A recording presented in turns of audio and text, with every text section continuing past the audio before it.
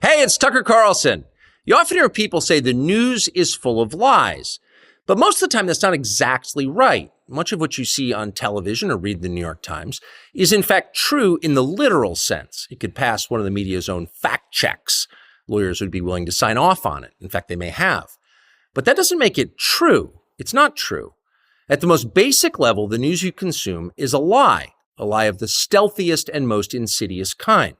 Facts have been withheld on purpose, along with proportion and perspective. You are being manipulated. How does that work? Let's see. If I tell you that a man has been unjustly arrested for armed robbery, that is not, strictly speaking, a lie. He may have been framed. At this point, there's been no trial, so no one can really say. But if I don't mention the fact that the same man has been arrested for the same crime 6 times before, am I really informing you? No, I'm not. I'm misleading you. And that's what the news media are doing in every story that matters, every day of the week, every week of the year. What's it like to work in a system like that? After more than 30 years in the middle of it, we could tell you stories.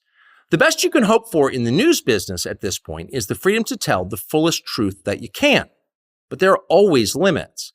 And you know that if you bump up against those limits often enough, you will be fired for it. That's not a guess, it's guaranteed. Every person who works in English language media understands that. The rule of what you can't say defines everything. It's filthy, really, and it's utterly corrupting. You can't have a free society if people aren't allowed to say what they think is true. Speech is the fundamental prerequisite for democracy. That's why it's enshrined in the first of our constitutional amendments. Amazingly, as of tonight, there aren't many platforms left that allow free speech. The last big one remaining in the world, the only one, is Twitter, where we are now. Twitter has long served as the place where our national conversation incubates and develops. Twitter is not a partisan site. Everybody's allowed here, and we think that's a good thing. And yet, for the most part, the news that you see analyzed on Twitter comes from media organizations that are themselves thinly disguised propaganda outlets. You see it on cable news, you talk about it on Twitter.